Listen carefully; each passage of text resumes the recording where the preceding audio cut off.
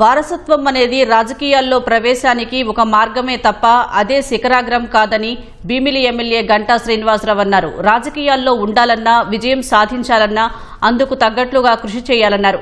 వచ్చే ఎన్నికల్లో ఎంపీ శ్రీభరత్ భీమిలి నుంచి ఎమ్మెల్యేగా పోటీ చేస్తారంటూ వస్తున్న వార్తలపై గంటా స్పందించారు.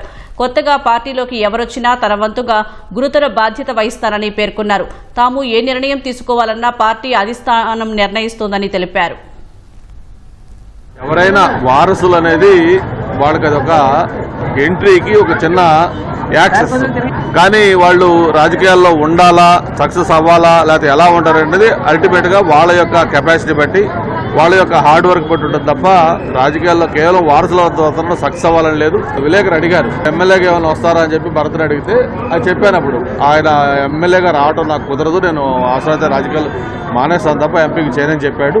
ఆ విషయంలో ఒకవేళ ఏదైనా ఈక్వేషన్ ప్రకారం మళ్ళీ ఆయన ఎమ్మెల్యేగా రావాల్సి వస్తే అప్పుడు నేను ఎంపీకి వెళ్తాను సిద్ధంగా ఉన్నా అని చెప్పాం. అంతే తప్ప ఎవరు ఏమి కూడా అటువంటి మార్పులు ఆలోచనలు లేవు. ఇది మాకంతా ఒక పార్టీ ఉంది, దానికి ఒక నాయకుడు ఉన్నాడు, నాయకుడు డిసైడ్ చేస్తారు. ఆయన డిసైడ్ చేసిన దాని ప్రకారం అందరూ నడుచుకుంటారు. సార్, రవితేజ ఇంట్రెస్ట్ చూపిస్తే మీరు ఎంకరేజ్ చేసే అవకాశం? డెఫినెట్ గా రవితేజ కాదు, ఎవరైనా పాలిటిక్స్ లోకి వస్తామని ఇంట్రెస్ట్ చూపిస్తే మా వంతు దీనికి సపోర్ట్ గ్యారెంటీగా ఉంటుంది, ఎంకరేజ్ చేస్తాం.